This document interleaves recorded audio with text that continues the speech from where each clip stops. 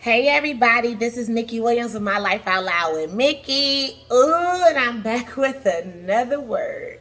And this one is good. Look, I know I say they all good, but they all be good. Let me tell you. I be steady. You see my eyes once I get on here to share with you guys. Oh my goodness, it be so deep. I be like, what? What? What? Like, you can read the word, but then it just come alive in so many different ways, right? So God had been talking to me about so many things today, once again, right? And me and God always talking, to be honest. I'm just going to let you know that. But now is a time where he's bringing people from out of the hiding, out of the hidden places, so that we can share the word. I mean, you got so many people that, speak about the word, but then you got some people, it just is what it is. We all uniquely different. So I'm thankful for what God is doing in my life and how he's sharing this word with me, because this word has been changing my life. And trust me, it's not your life is not going to change overnight. I'm just going to let y'all know that it's going to be rough. It's going to be you versus you. It's going to be you versus your desires, what you want. It's going to be all kind of things going on, because we live in the world, right? But we don't have to be of the world. And that's the most important part. That's the part you got to learn. When wisdom kick in, ignorance kick out. Trust me. Because you start to see it for what it is. And you start to recognize. One thing I always learned, like, anything you do that is in darkness, it's going to always be there. Clubs gonna always be there. All that stuff gonna always. I promise you, whatever you think you missing. This, I don't know who this is for, but you're not missing nothing. No thing. Okay? You're not missing no thing. If anything, you just feel controlled because you got to do things a certain way that you're not used to doing them. So it's like a transition, and it's a change, and change is never easy for anybody. I just want to say that. So if you ever caught up in a situation where you feel as though dang, I just don't, I want to, you just got that urge to just get out and do something, because it just feels like you're not doing nothing because you're not living the life that you feel as though you want to live. I mean, you got to make a choice. People want God's blessings, but one thing he showed me before I even got on this video, and trust me, he be checking me. He be checking me. You know what I'm saying? Because when you want something from God, the way he just showed me, he said, look, I know you want things from me, and I want to give you things, right? But that's just like parents knowing that your kid is 15, 16 years old, and they want a Bentley or say a Corvette. You see what I'm saying? Now you got some parents that trust their kids and they go out and spend that kind of money and go buy the Bentley or the Corvette, right? Because they feel as though, if that's what they want to do and that's how they want to bless their kids, to God be the glory.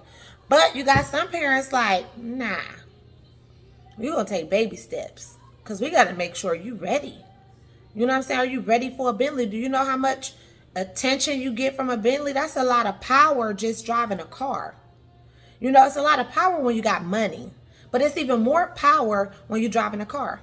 How many women or people look at what people have and judge them from what they see?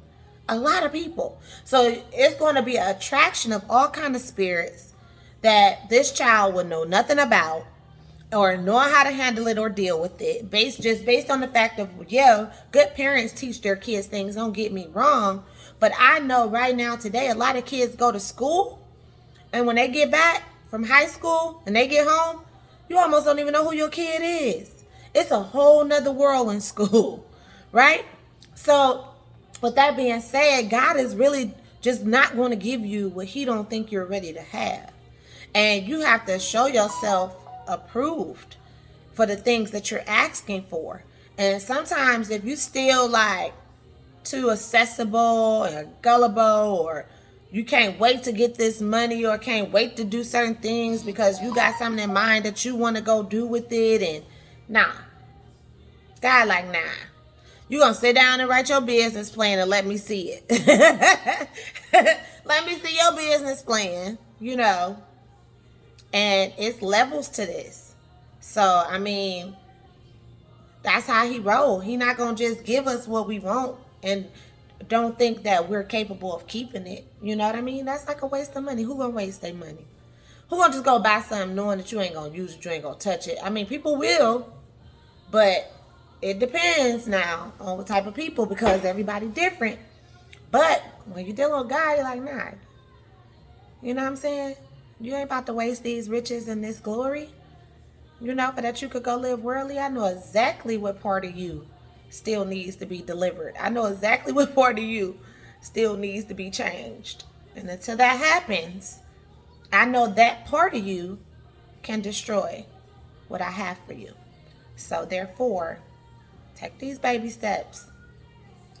Levels to this. Graduate every level with honors. Because guess what? That's how he's going to be able to trust you with what you asking for. That's how he's going to be able to trust you with the desires of your heart.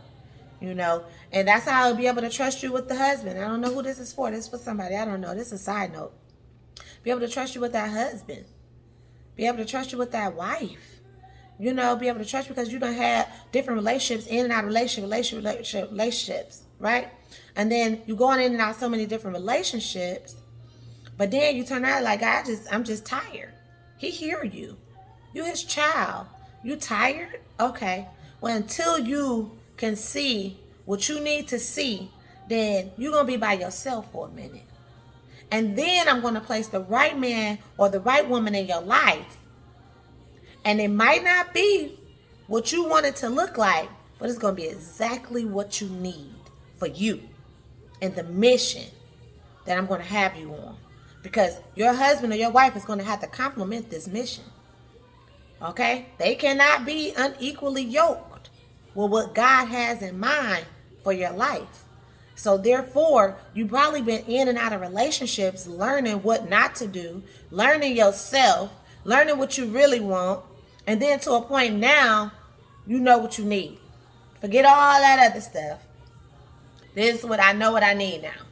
I'm tired of going in and out of relationships. Now I know what I need. But then now, God still be pruning and proper preparing. So, you know, it's all just a situation. But let me go to this word for you. Ooh, I'm about to jump into it. That was a side note. I don't know. That wasn't even a part of what I came on here to say. But whoever it was for, to God be the glory. He just pruning you, prepping you, getting you together. You know, it won't always be like this. You know what I'm saying? It won't always be like this. It'll change. And it'll change tremendously. It'll change in a blink of an eye, honestly. It just all depends on if you're going to keep going against the current. You know, if God's trying to do something for you and he's trying to send you flowing and you going against the current, that's a lot of weight. You know, instead of just saying, you know what, let me sit back and really meditate. And it's hard because the bombs going off, and that way you can't sit still long enough to even hear what God's trying to tell you. So then he got to send you miracle signs and wonders, all kind of word through different people and different things, trying to get you to understand. And then it's like, it's so much tension that you still can't get it because it's still not what you wanted. But if you stop for a second to see what God is really trying to do, if you just take the time out to go bake a cake, go make some cookies, go to the movies by yourself, anytime just to be still and get quiet and watch him talk to you. He'll give it to you so clear. You'll be like, God, that's all I needed. Because the devil wanted to be so loud up here that you can't hear the plan that God has for you. You can't hear God's instruction. Because when it's loud, you can't hear. You see what I'm saying? You got to learn how to cut the enemy volume down. Because it's most likely something that's brewing in you. You done alerted the trigger and now you all over the place and you in fear, you in worry, you in all of these things and all these things talking to you. So you got to start casting them things down and calling them by name. I cast down the spirit of worry. I cast down, depression. I cast down frustration, irritation, aggravation, the spirit of confusion. Right? What is it? The lithium spirit? Cast it down. Okay? Get it out of there.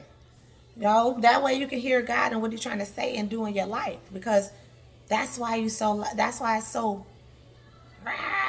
you're so enraged. You see what I'm saying? You're so enraged because it's a lot going on. And you got to start looking at whatever that is that's going on. And you got to start getting it out of there one by one. You know what I'm saying? Look at what you're worried about. Look at what you're depressed about. Look at what it is and see it for what it is. And see if that is really something that you should be that enraged about.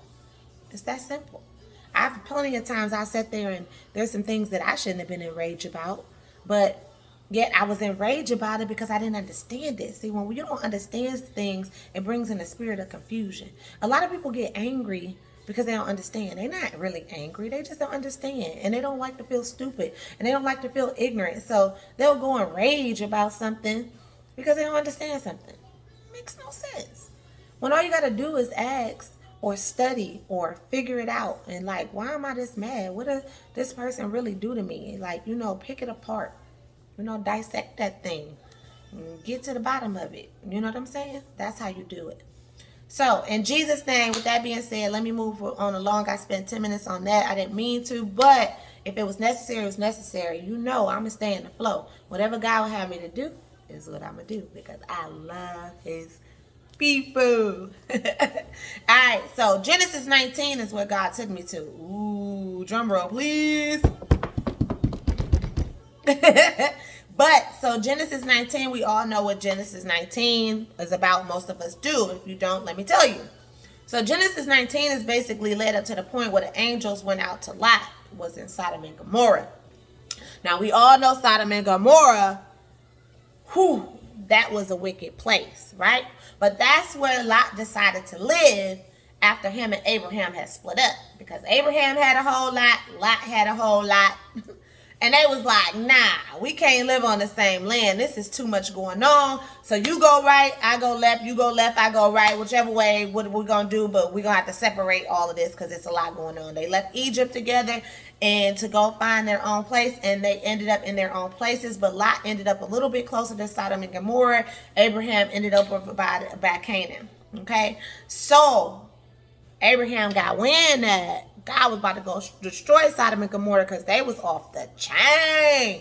I mean, they was doing the most. I mean, this is like a perverted type place. Like, it was like worse than, it's like, you think Vegas, you talking about Vegas times 10. You know what I'm saying? So that's what it's kind of like. So God was like, I'm going to destroy it. But then he was like, I was like, wait a minute, because he remembered Lot lived on that side. Like, Lot lived on that side of town.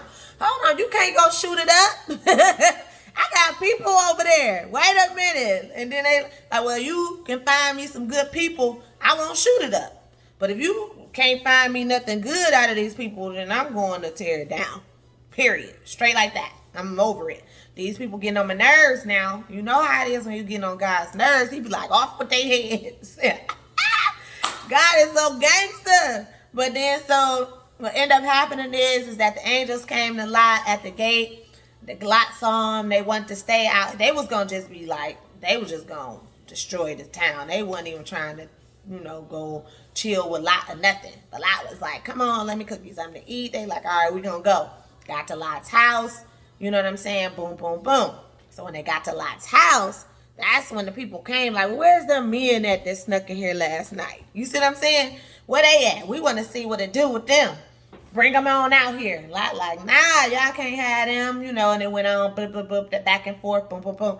Angels pulled them back into the house. They say, look, get your kids, get your wife, get up out of here. Your 2 daughters and your wife, y'all got to go because we about to tear this thing down. Enough is enough. You can imagine they probably was furious. They just tried to come and get them out the house. They probably like, nah, we're going to do exactly what we came here for. So that's kind of the story in chapter 19. I mean, the story is a little bit long, you know what I'm saying? But God took me to certain places in this story because he wanted to express some things to you guys, and especially to me. I received it for myself, of course, So Genesis 19, starting in chapter 1, Genesis chapter 19, starting verse 1 through 3. So he took me to, let me go look it up so I could just, because I like to read it to you, but I don't want to be that long. So I'm going to try to break it down to you. So chapter 1 through 3, well, it was kind of 1 through 13 because I kind of just went on because chapter 19 pretty long. So basically everything that I kind of just told you is kind of some of the stuff that was happening 1 through 13. So it got to the point where Lot was about to leave at probably about chapter 14. So when he got to about chapter 14, Lot was about to go and just go his way with his wife and his daughters and everything. But before that, it said when you're doing God's work, people won't understand it's a heavy but heavenly job. It's a heavy but heavenly job, right? So these people came as angels, but the people saw them as men. So imagine that. Come on, God. God's about to loose his angels. And what you think they look like? Me and you.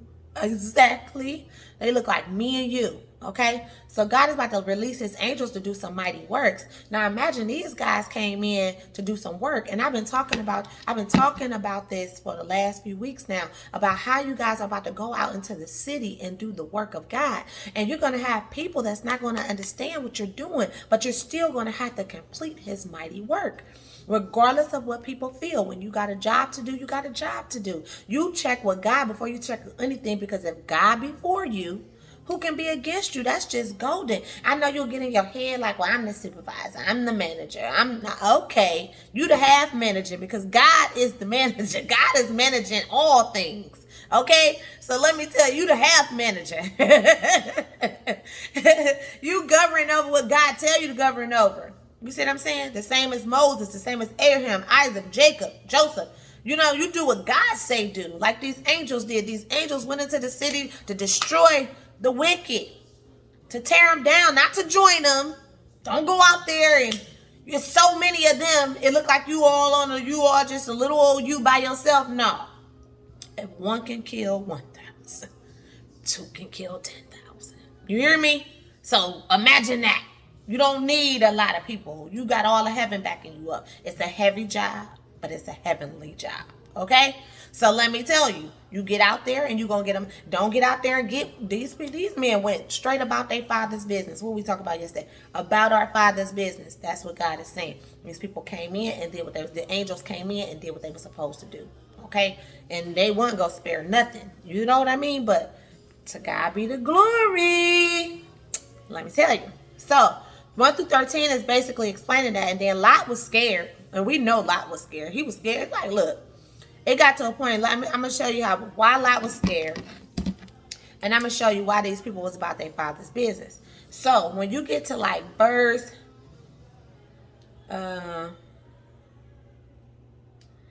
so then the people was trying to get in. Then as they was trying to get in, the men said, look, for we will destroy this place, because the cry of them is waxing great before the Lord, the face of the Lord, and the Lord have sent us to destroy it. Period. I'm about my father's business. Chapter 19, verse 13. I'm about my father's business. Period. That's what we came to do. We came to destroy. We came to destroy these unclean spirits. We came to destroy and move some furniture around, put some good people in place at this job. We came to tear it up and do what we supposed to do. And we didn't come to care who like us or not. They was trying to tear the house down to pull these men out to do God knows what. Come on, we talking about Sodom and Gomorrah. If people know anything about Sodom and Gomorrah, then you already know it was a perverted town. So they was trying to pull these men out to do God knows what. Okay, so now these men said, we about to destroy this place. And Lot went out and spoken to his son-in-law, in which all of these people, and he telling his son-in-law, okay, we about to go, because they about to tear this place up. They about to tear it down. It ain't gonna be nothing left. We got to get out of here. They ain't want to listen. So remember we talked about them people that you're gonna have to leave behind in this season, because they're not gonna believe what God is telling you to do. They're not gonna believe what God is about to do. They're not going to believe what your mission is about to be about. So you got to leave them. So Lot left them. This is more confirmation. I'm just telling you. It keeps coming. And then, after that, okay, moving right along. And when the morning rose. So this is the part that God really wanted me to get to. So when the morning rose, then the angels hastened Lot. Now, you see they call angels, right? So what's so funny about that is God told me, they call angels, but the people called them men. Come on now. Hallelujah. Glory be to God. When you're on a mission for God, you're an angel. Okay? So, and when the morning rose, the angels hastened Lot, saying, arise, take thy wife. Come on. Get them out here. I'm about my father's business. We about to destroy it. We about to tear it up, but we can move on to the next thing. We ready to go. We ready to get it done. When you talk about God got henchmen, What? You better walk up on that job and know you there about your father's business. And when people start looking at you and you know how to work it, you know how to work it, you know how to work and do what you got to do, and God gonna be leading you, nothing can stop you. You're unstoppable.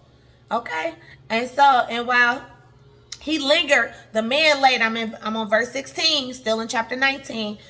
And while he lingered, the man laid a hold upon his hand, and upon the hand of his wife, and upon the hand of his 2 daughters. Come on. The Lord being merciful unto him, and they brought him forth and set him without the city. Come on. So they took him by the hand and let him out. And God said, have mercy on them. See, people don't understand when they looking at this, they're like, well, God spoke to this person. God said. Who you think God's saying it through? When Moses was leading the people, do you think God came? They didn't see God. Only Moses can see and talk to God. So who you think they was bringing all the offerings to? And the same thing right now. When people go lay their money on the altar, it's the same thing. You got a person standing up there in front of you and speaking for the Lord. That's the same thing with Moses. Same thing with these angels, right? So people speak for God. People don't see God. God said you can't look at him. You can't look at him without dying. So he is that powerful and that mighty. You know what I mean? You can't stand to look at him. That's how much glory is on him. So at the end of the day, hallelujah, thank you, I felt that. That's how much glory on him. Okay? So when he shines a little glory on you and you feel, imagine what God, what? Oh my goodness. So at the end of the day, he got people that speak for him. Okay, and these angels were speaking for him and doing what he wanted done. So then that's what you gonna have to do. You gonna have to speak for him, and you got to do what he wants you to do and get it done. Period. Just like that. It's not a question. He trusts you in this season. He trusted these men to go do what they were supposed to do. It was not an easy job. That's what I'm trying to get. I keep repeating myself because it's not going to be easy job. You're going to see people. You're going to get to work. You're going to meet people. You're going to like them. You're not going to want to fire them. You're not going to want to do this. No. Be about your father's business. Steadfast and unmovable. Period. Okay? So then it went on to say, and it came to pass when they had brought them forth abroad, that he said, escape for thy life, look not behind thee, neither stay. You hear it? I'm going to repeat it one more again. Okay. And it came to pass. Now, what we were talking about? Come on. Now, God took me to this. And it came to pass when they had brought them forth abroad, that he said, escape for thy life, look not behind thee, neither stay thou in all the plain, escape to the mountain lest thou be consumed. Period. Keep going. Don't look behind. Keep going. I done made you a way out of no way. I done had mercy on your life all of these years. I done took you out of Egypt. I done took you out the hood. I done took you out of some abusive relationships. I done took you out of some crazy places. So merciful. Now I'm making a way out of no way, a plan of escape to take you out of the region of all of this wickedness and to put you somewhere safe. What did we say the other day? What did God say? I'm going to put you somewhere safe. That's what he's trying to do. So I don't know if somebody's like, now I ain't going to say somebody's resisting or, maybe not really resisting, but just kind of like, you're not catching it. You're not really getting it because you're not really seeing it. This is not something you see. This is something that's just going to start happening. You're just going to start walking in it. You're marching into this thing. You see what I'm saying? So it's not something that's going to be like, boom. You're going to notice it's going to be something miraculous that's going to change your whole entire life. Don't get me wrong. But the things that are changing is happening right now. You're already walking into a guy who's created a way of escape. Look how much he loves y'all. Man, this is awesome. So then, and Lot said unto them, oh, not so, my Lord. So this is when I said Lot was scared. But before I even got to that part, I saw the fear in Lot. When he was standing on that porch and these people was trying to come in his house to get these men out. And he knew that they was angels. He like, no, Lot was the only one left that really, had what would you say, a decent household going on. You know what I'm saying? So he was scared. He was scared. And then he knew he had to obey. He knew he had to go, even when people don't listen. Even when his family wasn't listening, his son-in-laws weren't listening. You see what I'm saying? He still knew he had to obey. He knew that God had came to warn him. He knew God. Abraham's God? What? Who? That's Abraham's God. That's God. You know, that's how Lot knew. Like, this is serious. This is not a game. We got to go. Get y'all stuff. Let's go. They is not playing with us. This Abraham's God we talking about. You know what I'm saying? This ain't the girl down the street God. This is Abraham's God, right? You know, Abraham God was God, okay? Over all things. So now he like, we got to go. So then as we got to that part, the 1 through 13, it kind of got to a point where it explained to me. It's a heavy position, like I said. When you've been sent to destroy the city, destroy the devil's plan, the devil was trying to kill them before they can even complete the project. Before they can even complete it, the devil was sending them men to destroy them, right? So what do you think the devil is doing in your life right now? He's sending people to destroy you. So that's why it's so important to be vigilant, not so vulnerable. Even if you're feeling weak because you don't understand what's going on, you still want to be strong and vigilant. Remember, be nothing but courageous and strong. Okay? So that's what this word is all about. 26 minutes. You know, I'll be watching that time, y'all. So basically, the devil was trying to destroy them before they can get done what God wanted them to do. So just know, you know what I'm saying? The devil knows that you're coming. You are a threat.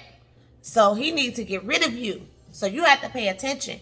And this season, you're going to have people that you love. You're going to have people that, you know, that's wishy-washy, whatever, but you still been knowing how to deal with these people because your ego going to tell you, okay? Your ego going to tell you that you can still do this, that, and the third. One of the biggest tricks of the enemy is to make you believe that you always in charge. I told somebody that before, and I say it to everybody else. The devil's biggest trick is to make you think that you're always in charge and that you know what you're doing. So he is stroking your ego to make you create your own demise, okay? So just be careful. We want to not use the ego, but we want to be egos. That means we want to be fly above the nonsense, right? Egos can't even come down that low, okay? So you want to stay as high as you can because you want to be able to see the mess. You want to be able to see the mess and the messiness, period, okay? So remain at EAGLE and don't lead with your EGO, okay? So now, moving right along. Now, the devil was trying to kill them before they killed his plans. So the devil project was, he basically had all of these people, I'm talking about ziggity boo. They was all wicked. Demons everywhere. You see what I'm saying? Demons everywhere. So he had their minds and this was his thing. So he like, nah, y'all ain't coming to destroy this. But it was too late. The devil already knew. They coming and they gonna get it done because this is what they do. And that's what God is saying, telling you right now. You coming and you gonna get it done because it's what my kids do when they're about their father's business. Now, with the devil, you're just a project. Just to see how he can infect you with everything dark. How he can play on your mind and have you doing unclean things. Okay? But God said no more. The time is now to destroy the plans of the wicked. Take it by force. Walk on that job with all power in your hands. I'm trying to tell you what he's telling me.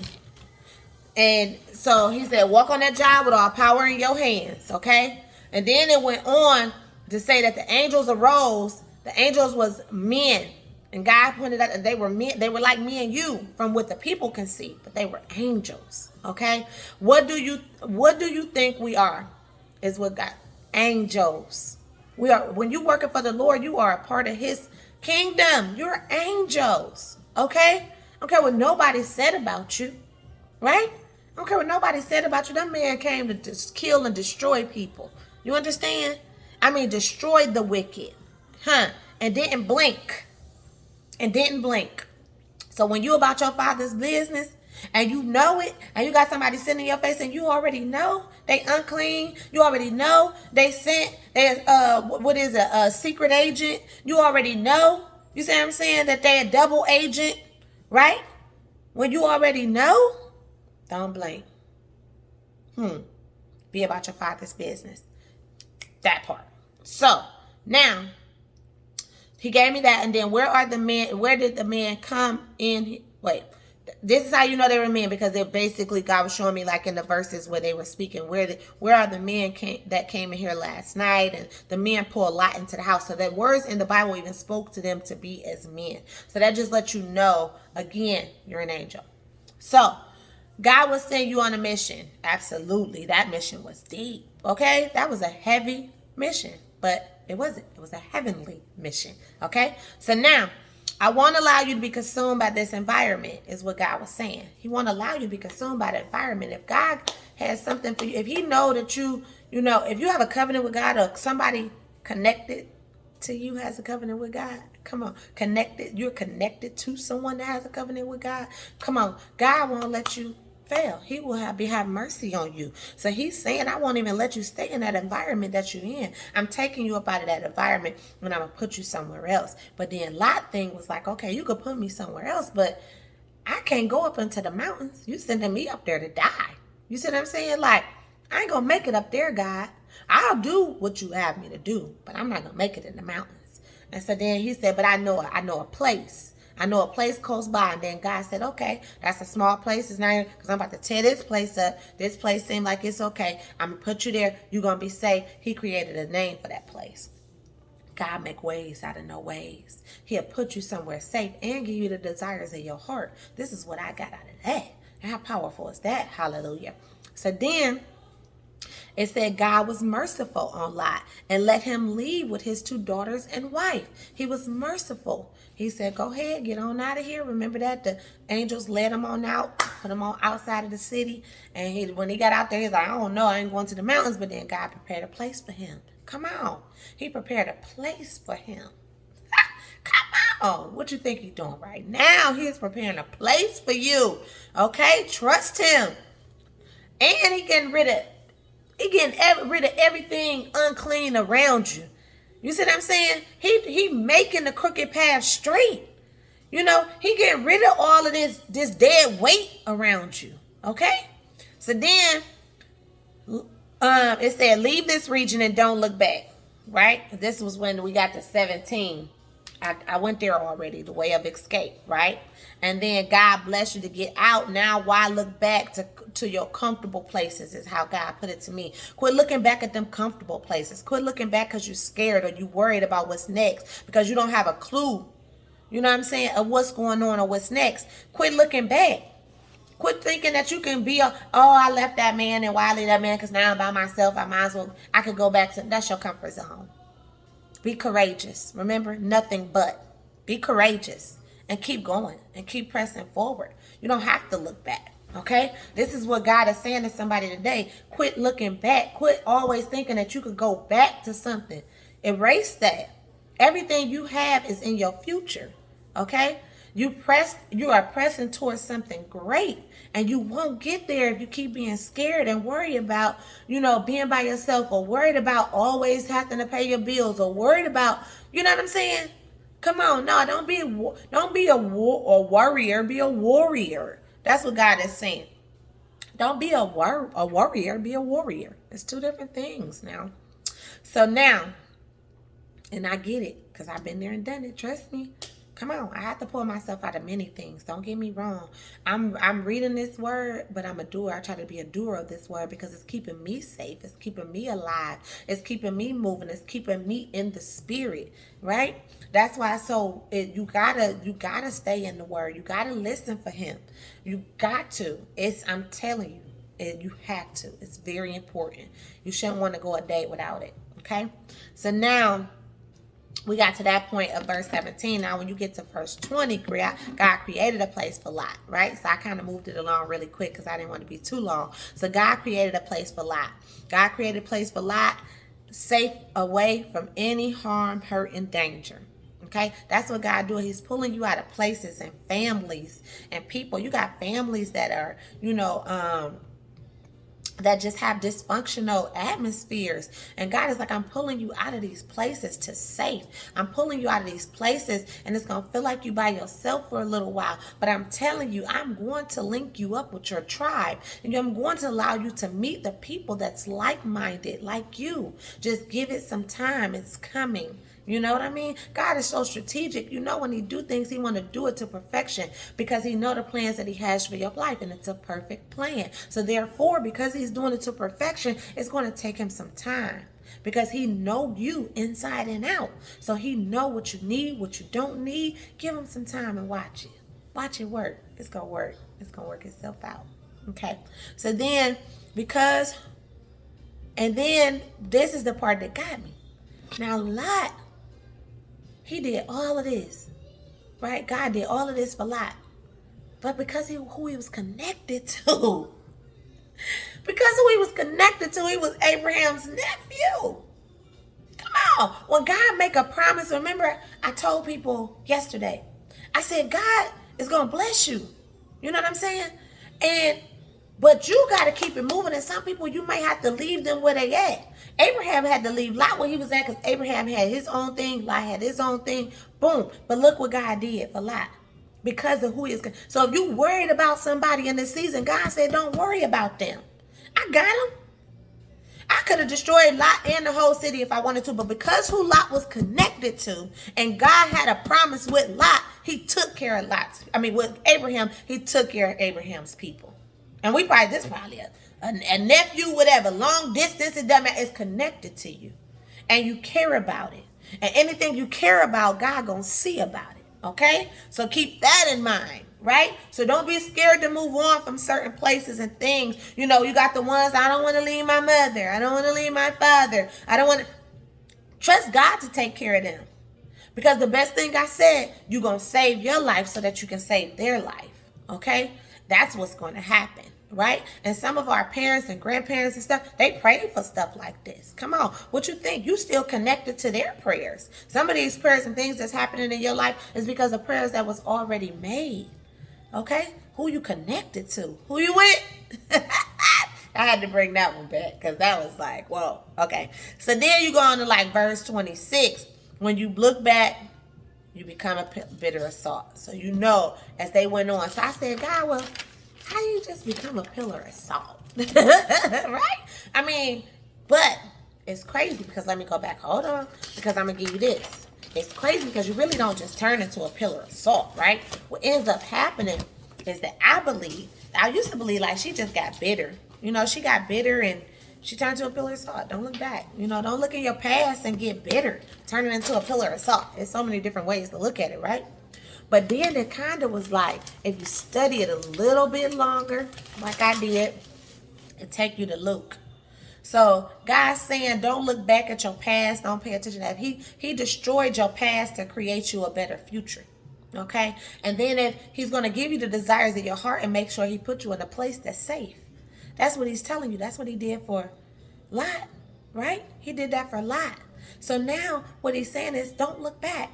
It's okay. Keep moving forward. Because when Lot's wife looked back, she turned into a pillar of salt, which I'm assuming she looked back. She saw all the fire and brimstone falling down on that city. She saw that her son-in-laws were still there, her house that she had been taking care of. Come on, we got to understand what happened to her too.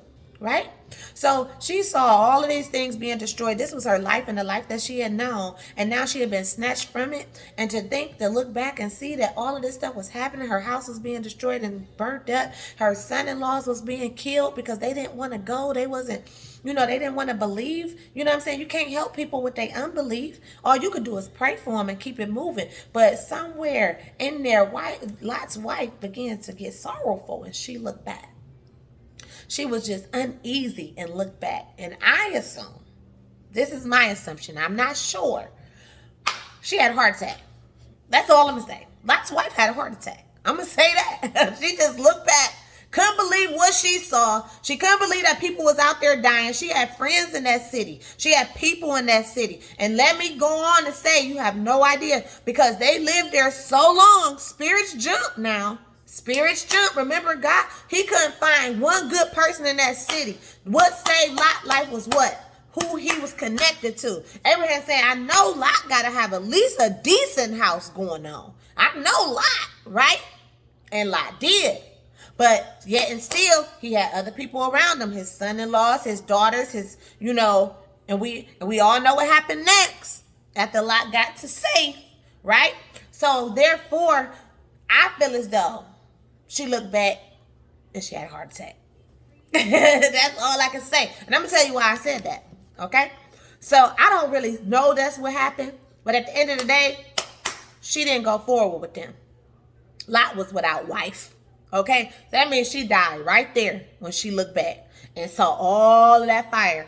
All of that whole city up in flames. All her friends, her girlfriends that she was drinking tea with, having a tea party. She saw and she was like, whoo, she couldn't handle it. Right? Let me tell you something. Don't have survivor's remorse. I'm just going to say it for the people in the back. Don't have survivor's remorse. Keep pushing forward. And trust that God, if God has destroyed something behind you, it's because he already knows what's in front of you. It's going to be way better. Your latter days is going to be better than your former days. Okay? So keep pressing forward. Okay? Don't have survivor's remorse. Keep trying to go back and get people. You would messed around and found yourself in some stuff you can't get yourself out of. And we done made that mistake before plenty of times. So, I mean, if that's something you feel like you need to go do again, go ahead. Because God will let you keep doing it until you understand what he's trying to do. Okay? So, now, the reason why I said that is because now you go to Luke 17:32. And it goes into saying, remember Lot's wife. But look why they said it. Like, as to say, the next verse is verse 30. So 17:32, the next verse is 33. Now look at verse 33. What it say? Whoever shall seek to save his life shall lose it. Come on. Whoever seek to save. This is right after they say, remember Lot's wife. Whoever shall seek to save his life shall lose it. Meaning you trying to save your worldly life and God is trying to kill those worldly things so that he can raise you up to be a better person, a better man, a kingdom husband, a kingdom wife, a kingdom mother, a kingdom father, a kingdom employee, a kingdom grandson or granddaughter. You know what I'm saying? A kingdom, and you trying to hold on to the things of the world. But you've already been chosen and called for a time such as this. So therefore, lose your life. So that way, you can gain your life, right? Because some of us are so tired. Some of us is like, we don't know when it's going to end because it's just too much going on when you're trying to live that life, right? But when you find God, it's like, it's better days. It gets easier. It's not easy at first because you're transitioning. It's like getting a facelift wide awoke. It's painful. They'll sedate you. It's like you being changed. You're being changed. And it's painful, but it's worth it. So then it also says whoever shall lose his life shall preserve it. Come on now. So whoever shall lose their life shall preserve it. So meaning that it feels so much better to be on the right side of things instead of out there being unclean in that wicked life. That's all I really had. And then the last ending of that was everything for you is happening moving forward. That's my ending. Everything is moving forward. Nothing behind you. Nothing lost. Everything that you think you lost in your past, God has already fixed it in your future. And a lot of things is happening for people right now. But this word was for, I don't know what you're struggling with or who this word was for, but whoever it's for, don't worry about what's behind you. Okay, I know it's uncomfortable right now, and it looked better at the old job. It looked better at in this place. You don't understand why this happened. You don't understand why you was fired. You don't understand. You don't really truly understand the promotion. You don't. It's a lot of things that you're not gonna understand. But if you just try not to control it, then you wouldn't be so stuck in a place of not understanding, because you're not trying to control it, because you can't control God's plan. It's not your plan. It's that simple. It's not your plan. So how can you control God's plan? Only he knows his plan for your life, right? And he formed you in your mother's womb. So that means this is something he already had planned for you. So how do you think you're going to know the plan? That's why it's good to be obedient and follow instructions and learn how to do that very well, because then you'll start to see the fruits of your labor clearly without you trying to figure it out. And sometimes we're just investigative anyway, especially women. We're just investigative and hurt people. Hurt people are very investigative because they don't want to be hurt no more. So they try to figure stuff out. They're very curious about, what this is, what that is, what's happening next. They want to know, because they like, nah, I've been hurt before. But you got to trust God. You know what I'm saying? Because right now you ain't hurt. You just waiting. That's it. You ain't hurt, you waiting. And it's going to feel like pain in the waiting. But guess what? Ain't none of that stuff bothering you no more, messing with you more. If it is some people out there that's still being bothered and some things that still, that you're still getting past to get over, I understand where you're at too. You see what I'm saying? I understand exactly where you at, because you're coming out of some things. But then just know that you're going to come out of them. But if you stop, when you stop, everything stops. So you got to keep moving. Again, when you stop, everything stops. You know what I'm saying? That's a whole nother video. But trust me, when you stop, everything God has planned for your life is stopping right there with you. So when you stop up here to be depressed, to be sad, to be angry, all the blessings God got for you is just sitting like this. If it was on its way, it just stopped too. You over here, the blessings right here, you stop to be depressed, angry, doubtful, in your unbelieving state of mind, and your blessings is like, okay. That's why I said, God ain't waiting on you ain't waiting on God. God waiting on you.